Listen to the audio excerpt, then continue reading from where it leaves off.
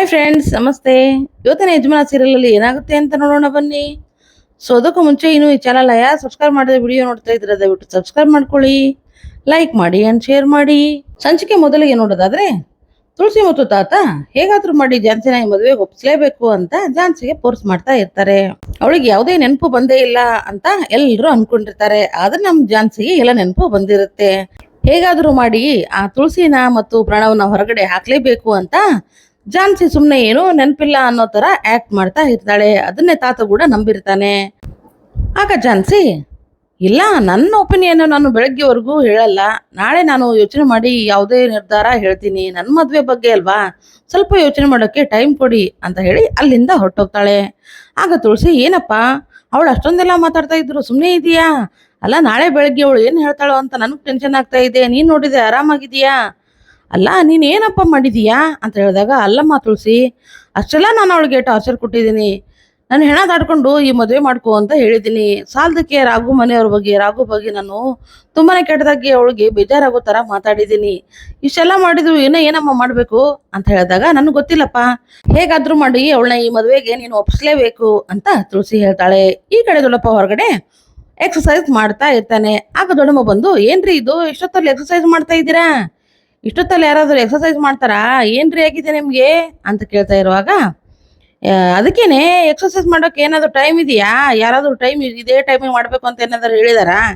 ಇಲ್ವಲ್ಲ, ಮಾಡ್ತಾ ಇದ್ದೀನಿ ಬಿಡು, ಆರಾಮಾಗಿದ್ದರೆ ಸಾಕಲ್ವಾ ಅಂತ ಹೇಳ್ತಾ ಇರುವಾಗ ಆ ಕಡೆ ಸಂಗೀತ ಓದ್ಕೊಂಡು ಕೂತಿರ್ತಾಳೆ ಕಟ್ಟೆ ಮೇಲೆ. ಅದೇ ಟೈಮಿಗೆ ದೊಡ್ಡಪ್ಪನಿಗೆ ಒಂದು ಕಲ್ಲು ಬಂದು ಬೀಳುತ್ತೆ. ಆ ಕಲ್ಲಲ್ಲಿ ಒಂದು ಪೇಪರ್ನಲ್ಲಿ ಸುತ್ತಿ ಆ ಕಲ್ಲನ್ನ ಬಿಸಾಕಿರ್ತಾರೆ.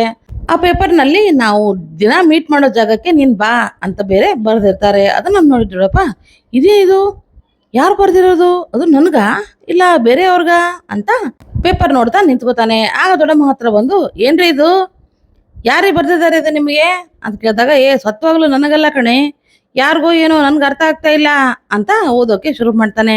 ಹಾಗೆ ಡೌಟ್ ನಲ್ಲಿ ಸಂಗೀತನ ನೋಡೋಕೆ ಶುರು ಮಾಡ್ತಾನೆ. ಆಗ ಸಂಗೀತ, ಇದೇನ್ ದೊಡ್ಡಪ್ಪ ನನ್ನ ಹತ್ರ ನೋಡ್ತಾ ಇದೀಯಾ? ನಾವೇನು ಹಳೆ ಕಾಲದವ್ರಲ್ಲ, ನಮ್ಮ ಹತ್ರ ವಾಟ್ಸಪ್, ಫೇಸ್ಬುಕ್ ಅಂತ ತುಂಬಾನೇ ಆಪ್ಷನ್ ಇದೆ.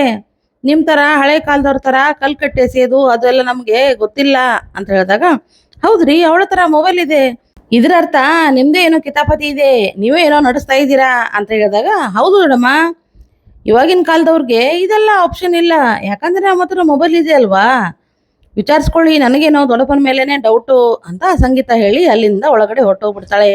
ಈ ಕಡೆ ದೊಡ್ಡಮ್ಮ, ಏನ್ರಿ ಇದೆಲ್ಲ ನಿಜ ಆದ್ರೆ ನಿಮ್ನ ಸುಮ್ಮನೆ ಮಾತ್ರ ಬಿಡಲ್ಲ ನಾನು, ಏನೇನು ನಡೆಸ್ತಾ ಇದ್ದೀರಾ ಅಂತ ಸಿಕ್ಕಾಪಟ್ಟೆ ದಬಾಯಿಸೋಕೆ ಶುರು ಮಾಡ್ತಾಳೆ. ಈ ಕಡೆ ಝಾನ್ಸಿ ಟೆರೆಸ್ ಮೇಲೆ ನಿಂತ್ಕೊಂಡು ರಾಘುನೇ ನೋಡ್ತಾ ಇರ್ತಾಳೆ. ರೊಮ್ಯಾಂಟಿಕ್ ಆಗಿ ರಾಘುನ ನೋಡ್ತಾ ಇರೋದನ್ನ ಕಂಡು ರಾಯ್, ಏನ್ ಮೇಡಮ್ ಇದು, ಬೇರೆಯವ್ರ ತರ ನಿಮ್ ಗಂಡನೇ ನೀವು ರೊಮ್ಯಾಂಟಿಕ್ ಆಗಿ ನೋಡ್ತಾ ಇದ್ದೀರಾ? ಹೌದಲ್ವಾ ರಾಯ್, ಅವನು ನನ್ ಗಂಡ ಅಂದ್ಮೇಲೆ ನಾನ್ ಯಾಕೆ ಅವನ ದೂರಿಂದ ನೋಡ್ಬೇಕು? ನೋಡ್ತಾ ಇರು ರಾಘುನ ನಾನು ಯಾವ ತರ ಸತಾಯಿಸ್ತೀನಿ ಅಂತ ಜೋರಾಗಿ, ಡ್ರೈವರ್ ಡ್ರೈವರ್ ಅಂತ ಕೂಗ್ತಾಳೆ. ಆಗ ರಾಘು, ಹೇಳಿ ಮೇಡಮ್ ಅಂತ ಹೇಳಿದಾಗ, ನನ್ನ ಕೈಕಾಲು ತುಂಬಾನೇ ನೋವ್ತಾ ಇದೆ, ಬಂದು ಒತ್ಕೊಡು ಅಂತ ಹೇಳಿದಾಗ, ಏನ್ ಮೇಡಮ್ ಅದು, ನಾನ್ ಬಂದು ಒತ್ಕೊಳ್ಬೇಕಾ? ಅದು ಅದು ಅಂತ ಗುಣಗ್ತಾ ನಿಂತ್ಕೋತಾನೆ. ಏನು ಗುಣಗ್ತಾ ಇದೀಯಾ? ನಿನ್ ಕೆಲಸ ಏನು? ನಮ್ಮ ಅಗ್ರಿಮೆಂಟ್ ಆಗಿರೋದೇನು? ನಾನೇನು ಹೇಳ್ತೀನೋ ಅದನ್ನೆಲ್ಲ ನೀನು ಮಾಡಬೇಕು ಅಂತ ತಾನೆ? ಈಗ ನನ್ನ ಕೈಕಾಲು ನೋವ್ತಾ ಇದೆ, ಬಂದು ಒತ್ಕೊಡ್ ಬಾ ಅಂತ ಜೋರಾಗಿ ಕೂಗ್ತಾಳೆ. ಆಗ ರಾಘು, ಸರಿ ಮೇಡಮ್ ಬರ್ತೀನಿ ಅಂತ ಒಳಗಡೆ ಬರ್ತಾನೆ. ಆಗ ಝಾನ್ಸಿ, ಸ್ವಲ್ಪನ ನೋವು ಇರಬಾರ್ದು, ಆ ಥರ ನೀಟಾಗಿ ನನಗೆ ಕೈ ಕಾಲನ್ನ ಒತ್ತಬೇಕು ಅಂತ ಹೇಳಿದಾಗ, ಸರಿ ಆಯಿತು ಮೇಡಮ್ ಅಂತ ರಾಘು ಕೈ ಕಾಲನ್ನ ಒತ್ತೋಕೆ ಶುರು ಮಾಡ್ತಾನೆ. ಹಿಂದ್ಗಡೆಯಿಂದ ರಾಯ್ ನಗ್ತಾ ಇರ್ತಾನೆ. ಏನು ಮೇಡಮ್ ನೀವು ತುಂಬಾನೇ ಕಿಲಾಡಿ ಅಂತ ಹೇಳ್ತಾ ಇರುವಾಗ ರಾಘು ಮುಖನ ಗಂಟು ಹಾಕೊಂಡು ಕೈ ಕಾಲನ್ನ ಒತ್ತೋದನ್ನ ಕಂಡು, ಏನು ಸರ್ ಇದು, ಇಷ್ಟೊಂದು ಮುಖನ ಗಂಟು ಹಾಕೊಂಡು ಕೈ ಕಾಲನ್ನ ಒತ್ತಾ ಇದ್ದೀರಾ, ಸ್ವಲ್ಪ ನಗ್ತಾ ಒತ್ತಿ ಅಂತ ಹೇಳಿದಾಗ, ರಾಯ್, ಗಂಡ ಹೆಂಡತಿ ಇಬ್ರು ಪರ್ಸನಲ್ ಆಗಿರೋವಾಗ ಏನೋ ನಿಂದು ನಾಚಿಕೆ ಆಗಲ್ವಾ ನಿನಗೆ, ಹೋಗ ಆಚೆ ಅಂತ ಝಾನ್ಸಿ ಬೈತಾಳೆ.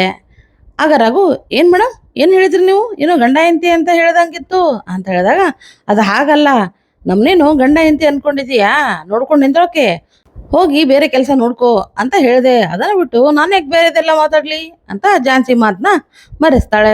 ಈ ಕಡೆ ಸಂಗೀತ ತನ್ನ ಬಾಯ್ ಫ್ರೆಂಡ್ ನ ಮೀಟ್ ಮಾಡೋಕೆ ಅಂತ ಹೋಗಿರ್ತಾಳೆ. ಆ ಬಾಯ್ ಫ್ರೆಂಡು ಆ ಕಡೆ ಮುಖ ಮಾಡ್ಕೊಂಡು ಕೂತ್ಕೊಂಡಾಗ ಹಿಂದ್ಗಡೆಯಿಂದ ಹೋಗಿ ಸಂಗೀತ ಆತನ ಕಣ್ ಮುಚ್ತಾಳೆ. ಆದ್ರೆ ನೋಡಿದ್ರೆ ಆ ಹುಡುಗ ನಮ್ ತರುಣೇ ಆಗಿರ್ತಾನೆ. ಆಗ ತರುಣ ನೋಡಿ, ಏನ್ ತರುಣ ಇದು, ಹಳೆ ಕಾಲದವ್ರ ತರ ಯಾರಾದ್ರೂ ಪೇಪರಲ್ಲಿ ಕಲ್ಲು ಕಟ್ಟಿ ಎಸಿತಾರ, ಅದೇನಾದ್ರೂ ನನಗೆ ಅಂತ ಮನೇಲಿ ಗೊತ್ತಾಗಿದ್ರೆ ಏನಾಗ್ತಿತ್ತು, ಸ್ವಲ್ಪ ಅರ್ಥ ಮಾಡ್ಕೊಂಡು ಸ್ವಲ್ಪ ಹುಷಾರಾಗಿರು. ಈ ವಿಷಯನ ನೀನೇ ಬಂದು ಅಣ್ಣನ ಹತ್ರ ಹೇಳೋವರೆಗೂ ಇದು ಬೇರೆಯವ್ರ ಕಿವಿಗೆ ಬೀಳೋದು ಬೇಡ. ಯಾಕೆ ನಿಂಗೆ ಅರ್ಥ ಆಗ್ತಾ ಇಲ್ಲ, ಅಣ್ಣನ್ಗೆ ಏನಾದ್ರೂ ಈ ವಿಷಯ ಗೊತ್ತಾದ್ರೆ ಏನಾಗುತ್ತೆ ಅಂತ ಸ್ವಲ್ಪ ಯೋಚನೆ ಮಾಡು ಅಂತ ಹೇಳಿದಾಗ, ಹೌದು ಸಂಗೀತ, ನಂಗೂ ತುಂಬಾನೇ ಟೆನ್ಷನ್ ಆಗ್ತಾ ಇದೆ. ಈ ವಿಷಯನ ನಾನು ರಾಘು ಮುಂದೆ ಹೇಗೆ ಹೇಳೋದು ಅಂತ ನಂಗೆ ಅರ್ಥನೇ ಆಗ್ತಾ ಇಲ್ಲ. ರಾಘು ನನ್ನ ತುಂಬಾನೇ ನಂಬಿದ್ದಾನೆ, ಅವನ್ಗೆ ನಾನು ಹೇಗ್ ದ್ರೋಹ ಮಾಡ್ಲಿ ಅಂತಾನೆ ನಂಗೆ ಅರ್ಥ ಆಗ್ತಾ ಇಲ್ಲ. ಅವ್ನ ನನ್ನ ಬಗ್ಗೆ ಏನ್ ಅನ್ಕೋತಾನೆ ಅಂತ ತುಂಬಾನೇ ಭಯ ಆಗ್ತಾ ಇದೆ ಅಂತ ಹೇಳಿದಾಗ, ನೀನೇನೋ ತಲೆ ಕೆಡ್ಸ್ಕೊಬೇಡ ತರುಣ್, ಅಣ್ಣಂಗೆ ನಾನೆಲ್ಲ ಹೇಳ್ತೀನಿ, ನಿನ್ ಬಗ್ಗೆ ಅವನಿಗೆ ಒಳ್ಳೆ ಗೌರವ ಇದೆ ಅಂತ ಹೇಳಿದಾಗ, ಗೊತ್ತು, ಅದಕ್ಕೆ ನಂಗೆ ಭಯ ಆಗ್ತಾ ಇದೆ ಅಂತ ಹೇಳಿದಾಗ, ಹೇಗಾದ್ರೂ ಮಾಡಿ ಅಣ್ಣನ ಒಪ್ಪಿಸ್ತೀನಿ, ನೀನೇನು ತಲೆ ಕೆಡ್ಸ್ಕೊಬೇಡ ಅಂತ ಸಂಗೀತ ಹೇಳ್ತಾ ಇರ್ತಾಳೆ. ನಿಂಗೆ ಗೊತ್ತಾ ಸಂಗೀತ, ಮತ್ತೆ ರಾಘು ಜೀವನದಲ್ಲಿ ಆ ಝಾನ್ಸಿ ಬರ್ತಾಳೆ ಅಂತ ನಾವು ಇಷ್ಟೆಲ್ಲ ಅನ್ಕೊಂಡಿದ್ವಿ, ಆದ್ರೆ ಝಾನ್ಸಿಗೆ ಮತ್ತೆ ಎಲ್ಲ ಮರ್ತೋಯ್ತಂತೆ. ಇನ್ ರಾಘು ಏನ್ ಮಾಡ್ತಾನೋ ಏನೋ, ಒಟ್ನಲ್ಲಿ ಅವನ ಜೀವನ ಚೆನ್ನಾಗಾದ್ರೆ ಸಾಕು ಅಂತ ಇಬ್ರು ಅಲ್ಲೇ ಮಾತಾಡ್ಕೋತಾರೆ. ಈ ಕಡೆ ಝಾನ್ಸಿ ಹೊರಗಡೆ ಉಯ್ಯಾಲೆಯಲ್ಲಿ ಕೂತಿರ್ತಾಳೆ. ರಾಯ್, ನಂಗೆ ತುಂಬಾನೇ ಬೋರ್ ಆಗ್ತಾ ಇದೆ, ಏನಾದ್ರೂ ಮಾಡಿ ನನ್ನ ಎಂಟರ್ಟೈನ್ ಮಾಡು ಅಂತ ಹೇಳಿದಾಗ, ಏನ್ ಮಾಡ್ಬೇಕು ಮೇಡಮ್, ರಾಘು ಸರ್ ಹತ್ರ ಹಾಡು ಹೇಳಿಸ್ಲಾ ಅಂತ ಹೇಳಿದಾಗ, ಹಾಡಾ, ಸರಿ ಸರಿ ಹೇಳ್ಸು ಅಂತ ಹೇಳಿದಾಗ, ಅದು ಮೇಡಮ್ ನನಗೆ ಹಾಡೆಲ್ಲ ಬರಲ್ಲ ಅಂತ ರಾಘು ಹೇಳ್ತಾನೆ. ಹೌದಾ, ಹಾಡೆಲ್ಲ ಬರಲ್ವಾ, ನನಗೆ ಗೊತ್ತಿಲ್ಲ, ಹೇಗೆ ಬರುತ್ತೋ ಹಾಗೆ ಹಾಡು ಅಂತ ಹೇಳಿದಾಗ, ಸರಿ ಆಯ್ತು ಮೇಡಮ್ ಅಂತ ಹೇಳಿ ನನಗೆ ನೀನು ನಿನಗೆ ನಾನು ಅನ್ನೋ ಹಾಡನ್ನ ಹಾಡೋಕೆ ಶುರು ಮಾಡ್ತಾನೆ. ಝಾನ್ಸಿಗಂತೂ ಈ ಹಾಡನ್ನ ಕೇಳಿ ತುಂಬಾನೇ ಖುಷಿ ಆಗ್ತಾ ಇರುತ್ತೆ. ಓ ಗಂಡ ನನಗೋಸ್ಕರ ಹಾಡ್ತಾ ಇದ್ದಾನಲ್ಲ ಅಂತ ಅನ್ಕೊಂಡು ಎಂಜಾಯ್ ಮಾಡ್ತಾ ಇರ್ತಾಳೆ. ಇದನ್ನೇ ಮೇಲ್ಗಡೆಯಿಂದ ತುಳಸಿ ನೋಡ್ತಾಳೆ.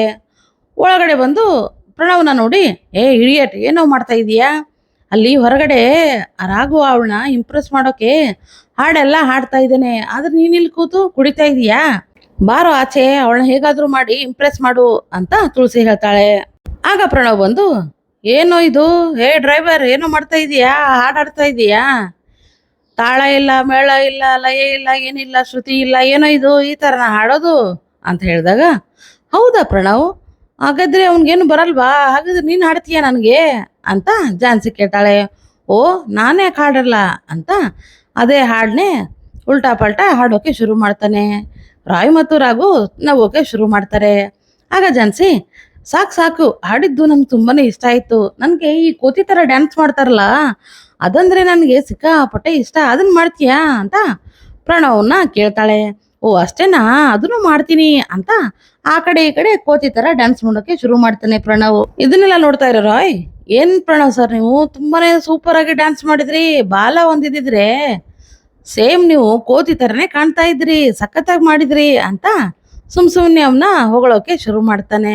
ಸೊ ಇಲ್ಲಿಗೆ ಈ ಸಂಚಿಕೆ ಎಂಡ್ ಆಗುತ್ತೆ. ಈ ಸಂಚಿಕೆ ನಿಮ್ಗೆ ಇಷ್ಟ ಆದ್ರೆ ಖಂಡಿತ ಲೈಕ್ ಮಾಡಿ, ಶೇರ್ ಮಾಡಿ ಅಂಡ್ ಸಬ್ಸ್ಕ್ರೈಬ್ ಮಾಡಿ. ಸೊ ನೆಕ್ಸ್ಟ್ ವಿಡಿಯೋದಲ್ಲಿ ಸಿಗೋಣ. ಸೊ ಅಲ್ಲಿವರೆಗೂ Tata, bye bye, take care.